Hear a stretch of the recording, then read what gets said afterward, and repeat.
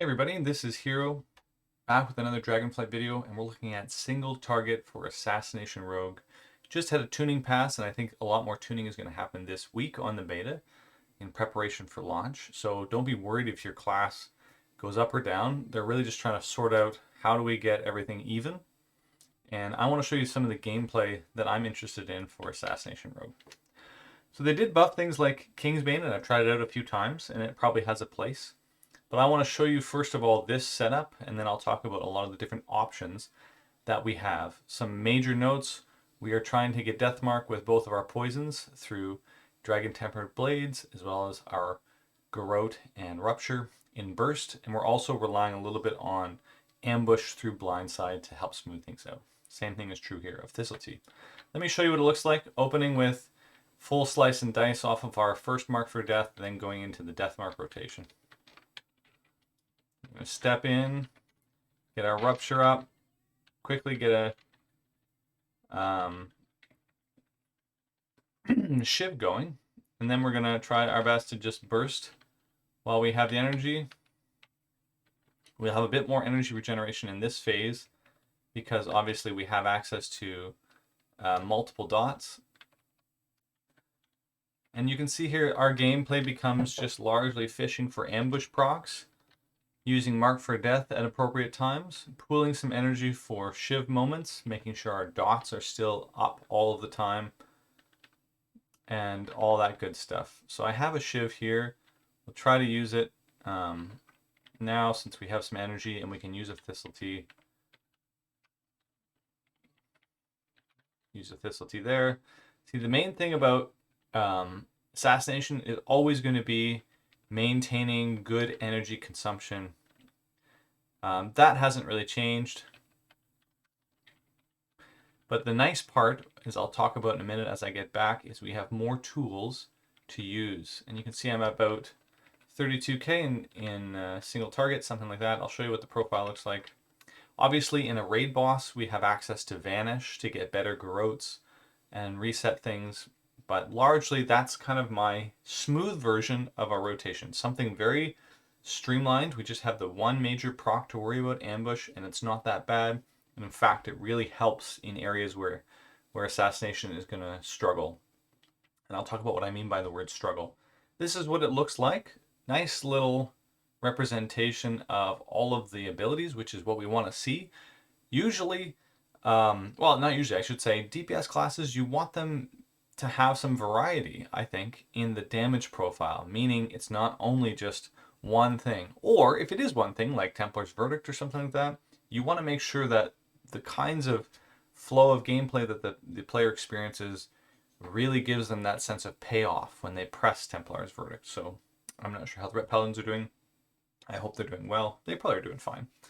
But I like this for our rogue because it offers us some interesting insight into how to maximize this in two targets. For example, our bleeds are doing good damage, so there's a lot of value in having those up. You know, we can think about cleave in a way that maybe other classes can't.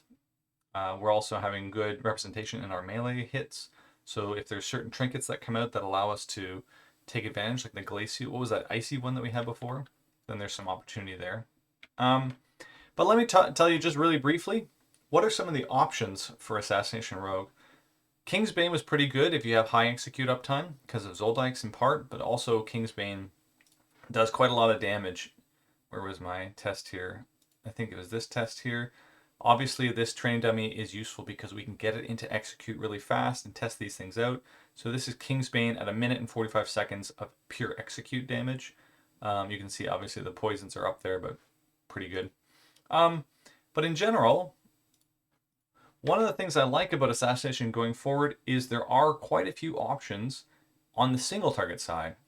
Sub really wants Shadow Dance, so they're kind of committed to this line. Outlaw Rogue is going to have a little bit more of a difficult time making use of Echoing Reprimand or Resounding Clarity more specifically, because these abilities don't synergize as well with Dreadblades, which gives you full, or your pistol shots, where you've loaded up a bunch of bullets and it gives you full charges of combo points. So I think there's some options for Assassination to make use of Echoing Reprimand, because we can add in a combo point here or there with Shiv or with another Garrote cast. You can kind of manage it a little bit better. Thistle Tea for me is just one of the best takeaways for Rogue in general. It allows you to decide whether you would like a low APM gameplay or you'd like something far smoother, and you get a tool to work with, but you have to manage it properly. And you could see me in that demo working with Thistle Tea at the right time.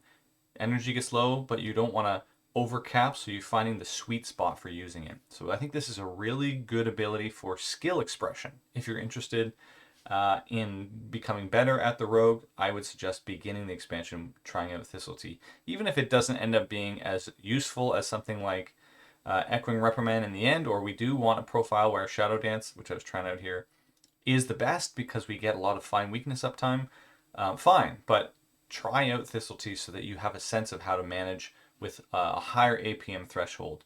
Usually, Assassination has a very low APM threshold, meaning you're waiting for energy to come back. There's also other options here that I find interesting in the spec side, and this is of course moving towards cleave or dungeon setups. So Fan of Knives, Crimson Tempest has been pretty good in AoE. It's not as strong in my view as the sub rogue or outlaw. But I guess we're talking about tuning perhaps. The gameplay loop is pretty reasonable. You get the similar builder spender back and forth in this spec that you would in others. You're just spending it on Crimson Tempests or pressing Envenoms to get poison, bomb, that kind of stuff. You can also index a little bit more into the execute, as I talked about, which is good. And they've just buffed Indiscriminate Carnage. So our AoE profile with bleeds has some potential. And this is, I think, probably the go-to for any council fight and cleave. Dragon Timber Blades is pretty good, but we can't really get access to all three of these. We have to choose one or the other. And if you have something like a council fight where you know you can burst a bunch of bleeds out onto all the targets, this is pretty good. And then the targets are going to leave and do other things. Or if you need that 1 minute profile for Mythic Plus dungeons, this seems pretty good to me. Especially the Garrote damage. They just buffed Garrote, and I'm expecting that it will be a really high profile for Mythic Plus, where there's not a ton of AoE to do, or you have a lot of targets to manage that need to be silenced.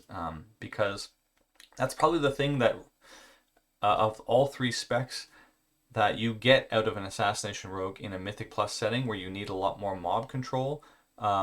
They all have Cheap Shot, they all have Kidney Shot. You get Gouge if you want it now on the main thing. So they all have a lot of the same tools in the profile.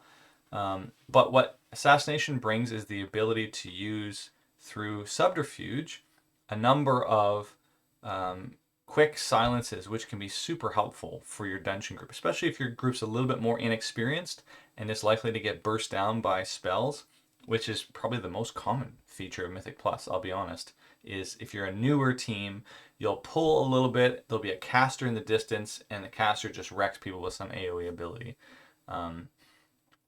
Something like Garrote focused gameplay via Indiscriminate Carnage perhaps is excellent. So there's also, ways to manage, like with Thistle Tea, your intake. So if you want more combo point production, Serrated Bone Spike is going to work nicely for you, just as it has in the past.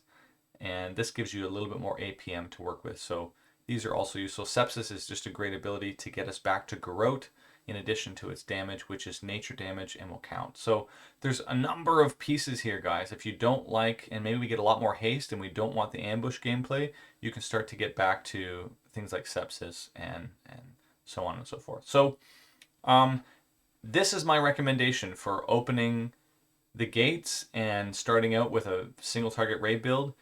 Get into the ambush. It'll help you to smooth things out. Same thing with Thistle Tea. Get used to this, and then index into ways that are relevant for your group. Maybe you are comfortable with your gear and you have tons of haste and you can afford to do Shadow Dance and be really fine-tuning your Vanish and your Garrote timing, and you want to go that direction. It should be powerful for you. Maybe there's executes, etc., etc. Anyways, I've talked for far too long in this one. That was your single target assassination build. I think it's fun. I mean, Rogue's just fun in general, but let me know what you guys think in the comments, and we'll see you next time.